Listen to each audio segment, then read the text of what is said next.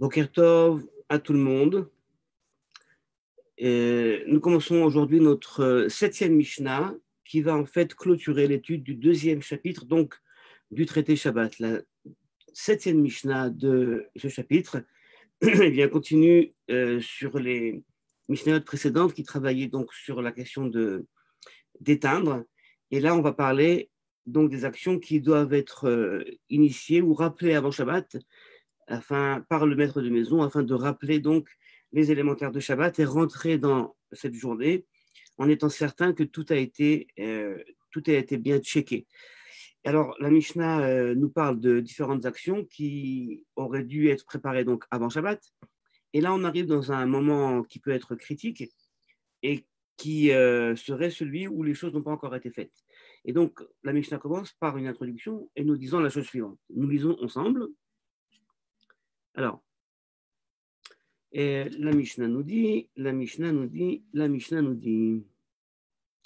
Alors, Shelosha Devarim, hop, j'arrive.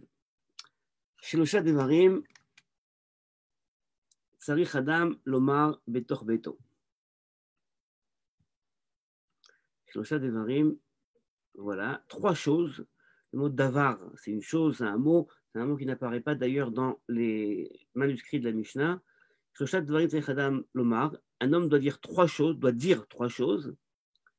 Betor Beto, dans sa maison, Erev Shabbat, Im Chashecha, la veille de Shabbat, alors que la nuit arrive. Alors, la situation est très simple. À cette époque-là, monsieur travaillait dans les champs jusqu'à l'entrée de Shabbat quasiment. Il faut bien comprendre qu'à l'époque de la Mishnah, le travail se faisait véritablement jusqu'à la nuit. C'est-à-dire que quelques temps avant la nuit, où Shabbat rentrait, on travaillait. La tradition talmudique tardive va introduire une autre idée qui s'appelle Tosefet Shabbat, un rajout de temps avant Shabbat. Ce rajout de temps, c'est un rajout donc qui va quelque part rajouter du Shabbat sur un moment qui est encore un moment de journée, pour justement éviter les cas où une personne arriverait à la dernière seconde chez lui et se rendrait compte qu'en fait les actions de Shabbat n'ont pas encore été faites et donc on arrive à peut-être transgresser le Shabbat. Donc là, dans la Mishnah, on est véritablement, comme on le voit par le terme Chashecha qui apparaît plusieurs fois dans notre chapitre, on est vraiment dans une situation où on travaille quasiment jusqu'à la nuit. Donc une personne arrive chez lui avant Shabbat, il doit donc s'assurer que trois choses ont été faites, il va donc les dire. Et alors il va les dire de la façon suivante. Isartem, d'accord? Est-ce que vous avez opéré toutes les dîmes? Est-ce que vous avez fait toutes les dîmes, les maasrot? Disons une seconde ce que nous dit ici notre ami le Rav Ovadim Barthénora, notre maître. C'est Chadam Lomar Betor Beto, une personne doit dire ça donc chez lui, et il doit les dire agréablement, gentiment, sereinement, qui écrit des kabloumine afin justement que ses propos soient entendus. Donc si le Barthénora nous dit une telle chose, il est peut-être envisageable de croire qu'on est peut-être un peu comme tout le monde avant Shabbat, un petit peu en pagaille, c'est la guerre à la maison, on n'a pas fait ça, on doit courir à faire à droite. Et puis voilà que le père arrive du travail, il dit où est-ce que vous avez fini de faire telle chose et telle chose? Quelque part, il va en fait mettre un peu plus de feu dans la maison. Donc, l'action qui est décrite par la Mishnah, selon le Barthénora, c'est une action avant tout donc, qui vient apaiser. On a avant Shabbat, il faut commencer donc à apaiser et dire les choses donc gentiment, même si il est possible que ces choses-là soient graves au niveau halachique, mais il faut les dire sur un ton sympathique.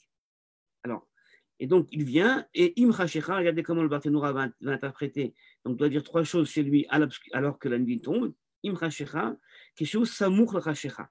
Vous voyez, le mot Chashecha, quand la nuit est là, pose problème pour les commentateurs talmudiques et plus tard, parce que alors donc, comme je l'ai dit auparavant, on va rajouter un concept qui s'appelle Tosefet Shabbat, et donc le Barthénora va également commenter en fonction de cette Tosefet, quelque chose samour la Chashecha. On ne parle pas vraiment de l'obscurité ou de la nuit, mais on parle d'un moment qui est proche de l'obscurité. Veyesh Adaim Shahut Bayom le Aser ou la Areb, et on a encore le temps donc de faire ces actions-là. Là oui, parce que si la personne arrive chez lui, donc c'est la nuit quasiment, et il dit est-ce que vous avez déjà fait ça? Alors, non, c'est fini, on ne peut plus le faire si c'est déjà la nuit. Et donc le Barthénora est obligé de comprendre qu'en fait, on ne parle pas d'un moment qui est immédiatement le moment de nuit, donc de Shabbat, mais qu'on parle d'un moment où il reste encore un peu de temps afin de faire ces actions-là. Alors, quelles sont ces actions? Première action, Issartem, est-ce que vous avez prélevé les dîmes? Je vous rappelle, et je ne vais pas rentrer dans tous les détails maintenant, que dans toute nourriture qui était consommée, il fallait, donc des légumes, des fruits, il fallait donc prélever la dîme. Il y avait différentes sortes de dîmes. Il y avait la dîme qu'on donnait au Kohen, il y avait la dîme qu'on donnait au Lévi, il y avait la dîme qu'on donnait aux nécessiteux, il y avait la dîme qu'on donnait le Maaser Sheni, qu'on allait manger à Jérusalem. Donc il y avait plusieurs sortes de dîmes. Et donc la question, est-ce que vous avez donné la dîme? Parce que vous avez prélevé de ces repas ce qu'il faut prélever afin justement de pouvoir manger. Première question, Issartem? Parce que sinon, il faudra le faire. Et on a encore le temps de le faire. Deuxième question, Eraftem, est-ce que vous avez fait le Erouv? Le Erouv, c'est-à-dire, est-ce que vous avez, dans un cas donc, où on a des personnes qui habitent dans une sorte de cour commune, est-ce que vous avez partagé un repas, préparé un repas commun, un repas qui est un repas donc commun qui est posé chez un des habitants de la cour et donc qui va être le garant de ce qu'on appelle le Erouv, c'est-à-dire cette cour, maintenant on peut bien, déplacer des objets de l'intérieur de la maison à la cour ou même de l'un à l'autre. Parce que, comme on l'avait vu au début du premier chapitre, on ne peut pas pendant Shabbat sortir du domaine privé au domaine public. Donc le Hérouv, c'est cette histoire-là qu'on verra plus tardivement, et bien, qui permet justement de contourner cet interdit et de considérer que la cour et les maisons qui y sont environnantes ne sont pas en fait des maisons d'individus séparés, mais sont en fait une seule entité. Et pour cela, donc, on fait le Hérouv, c'est-à-dire on prépare donc un plat, comme je l'ai dit, et on parle là du Hérouv Hatserot, donc du Hérouv concernant les cours, on ne parle pas le Hérouv concernant les troumines, les rouvets troumines, donc c'est beaucoup plus large, une ville par exemple. Deuxième question, donc, Eraftem, avez-vous fait ce Hérouv? Et comme nous dit le Barthénoura, et ces deux questions qu'on vient de poser, Issartem, Eraftem, Shayach le Memreno, Belshon Sheela, eh bien, il faut les poser comme une question. Est-ce que vous l'avez fait? Parce que peut-être qu'ils l'ont déjà fait. Alors que la troisième question qui va arriver, eh bien, c'est quelque chose que l'on voit ou que l'on ne voit pas, ce n'est pas quelque chose qu'on ne sait pas. Troisième question, Adviku et Taner, allumer la bougie. Et on comprend bien pourquoi cette Mishnah, évidemment, maintenant, apparaît dans le cadre de notre deuxième chapitre, puisqu'on y parle maintenant donc de la bougie. Et donc, le Baal Bayit arrive à la maison et il dit ah ben, je ne vois pas la bougie. Donc, il est temps de l'allumer. Deuxième partie de la Mishnah, et si on est dans une constellation où on est encore plus avancé dans l'heure, c'est-à-dire selon la lecture talmudique, on est vraiment dans le moment, ça fait krashecha, ça fait enkrashecha. L'heure a avancé et on se trouve vraiment dans un moment qui est douteux au niveau de sa condition. Est-il déjà nuit? Fait-il déjà nuit? Ou alors il ne fait pas encore nuit? Et donc là, c'est quoi le problème? C'est que s'il fait déjà nuit, c'est donc considéré comme Shabbat. Et si c'est considéré comme Shabbat, eh bien les actions qu'on a vues auparavant, eh bien ne sont pas, on ne peut pas les faire pendant Shabbat, elles sont interdites pendant Shabbat. D'accord? Alors, ça fait krashecha, ça fait enkrashecha. Qu'est-ce qui va se passer? Alors, en maaserin et avadai. Si on est déjà dans cette situation où on imagine qu'on est déjà quasiment pendant Shabbat, en tout cas, on a un doute de la Torah qu'on est déjà pendant Shabbat, en maaserin et avadai, on ne fait pas le maaser du vadaï, c'est-à-dire on ne prélève pas les dîmes d'un produit dont on est sûr qu'ils n'ont pas été prélevés. Parce qu'à ce moment-là, ça s'appelle, dans le monde de la halakha, un tikkun, c'est-à-dire on est en train donc de permettre cette nourriture à la consommation. Donc on fait ce qu'on appelle un tikkun metaken des Shabbat. Eh bien, c'est interdit. Regardez ce que nous dit le Barthénoura. En ma'ashrin tavada, des tikkun ma'alia, ou parce que c'est un tikkun qui va permettre un bon tikkun, une bonne donc action qui va permettre une consommation. Bien que cette chose-là ne soit interdite qu'à cause du shvut, eh bien, on ne fait pas quand même, parce qu'il y a une xéra sur le shvut, même pendant cette période donc de Ben Hashmasot, c'est-à-dire entre les lumières, entre les soleils, c'est-à-dire une période donc de crépuscule. Donc en fait, la période, ça fait krashecha, ça fait enkrashecha. Nous parlerons plus tard de ce qui est cet interdit de shvut. Shvut, d'une façon générale, sont des interdits qui nous rappellent des choses qui sont interdites de faire pendant la semaine, pendant les jours de Chol, et donc on ne le fait pas pendant Shabbat.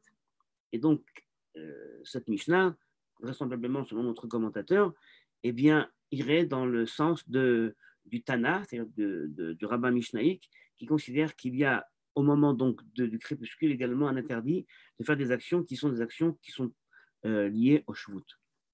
Donc, En Maaser et Avadai, on ne fait pas de prélèvement de dîmes sur des mets qui n'ont certainement pas été prélevés.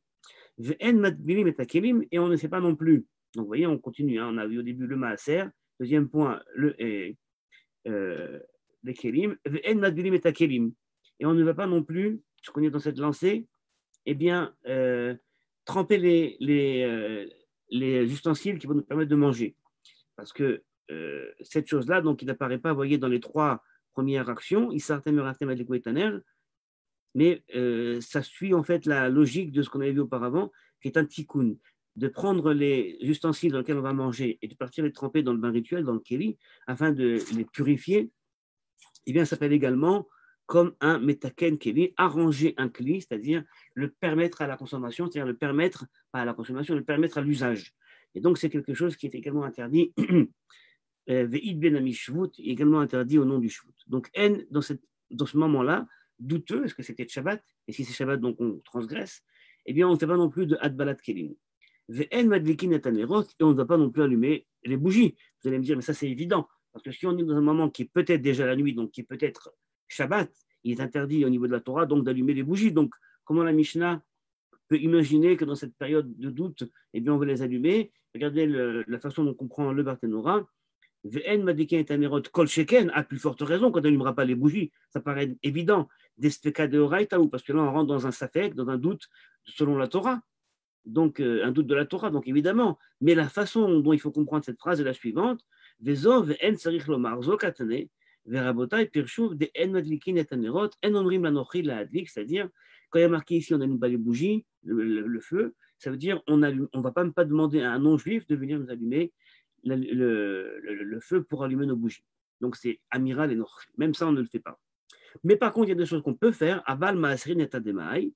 Mais par contre, en termes de maasrot, en termes de prélèvement de dîmes, eh bien, on a le droit de prélever les maasrot sur des mets, enfin, des légumes, des fruits, qui viennent en fait de ce qu'on appelle un amaaretz. Amaaretz, c'est une catégorie mishnaïque qui a différents sens au fur et à mesure des âges.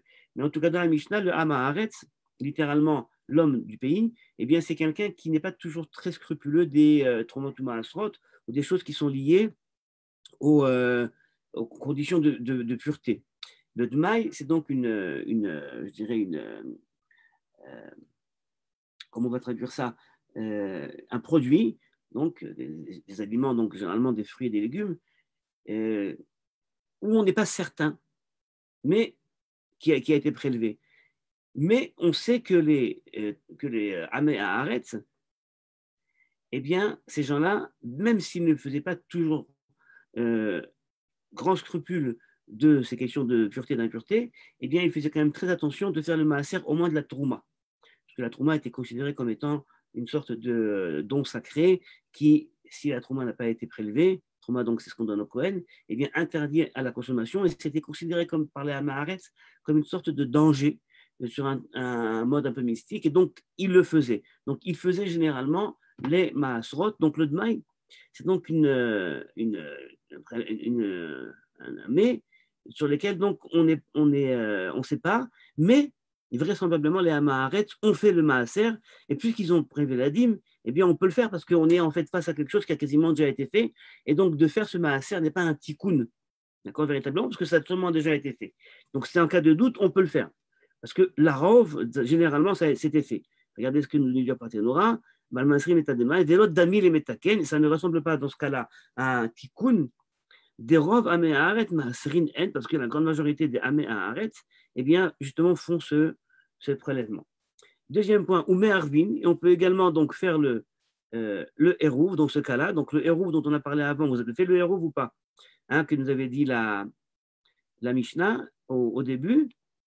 Eh bien, on peut le faire s'il s'agit d'un hérouvé Hatserot, d'accord?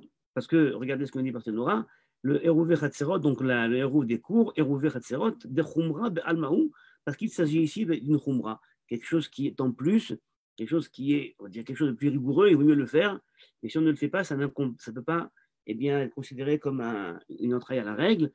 Aval, lo Hérouvé Troumin. Mais pas, par contre, on ne fera pas les Hérouv des Troumines, c'est-à-dire donc, comme je l'ai dit, des grands espaces comme des villages ou des villes. Vetomnin et Tachamin, et également, on peut pendant cette période-là, donc pendant ce moment-là donc de crépuscule, eh bien, enfouir le plat ou la marmite, si vous voulez, qui a donc été préparé pour Shabbat. Donc, on parle en fait ici là d'un plat qui est prêt pour Shabbat, et on veut garder évidemment la chaleur de ce plat, et on aura le droit donc de l'introduire, donc de l'enfouir dans de la terre s'il faut, afin de conserver sa chaleur. Et on parle ici, je le dis auparavant, mais on le verra bien après évidemment, on parle dans un cas où le maître de l'enfouir eh bien, ne va pas rajouter de la chaleur, mais va uniquement conserver sa chaleur, puisque comme on le verra justement dans le 3e chapitre, qu'on commencera si tu veux demain matin, qui va justement parler des différentes façons de cuire pendant Shabbat, eh bien, il y a une différence entre des façons de conserver la chaleur qui rajoutent de la chaleur ou alors qui vont véritablement cuire la chose ou qui vont amener la personne, s'il faut, à même envenimer les choses afin d'amener plus de chaleur. Imaginez-vous notre homme qui enfouit sa marmite et puis qui se rend compte en fait que la marmite est en train de refroidir, ça va porter atteinte à son Shabbat, donc il aura peut-être une tentation de faire quelque chose d'interdit afin de réchauffer son plat. Vous voyez bien que la dernière phrase de la Mishnah, qui est donc la dernière phrase du 2e chapitre, eh bien, est la partie pivot qui va donc introduire le 3e chapitre qu'on commencera demain, qui va traiter donc des questions, comme je l'ai dit, de cuisson pendant Shabbat. Voilà, Yom Tov et à demain.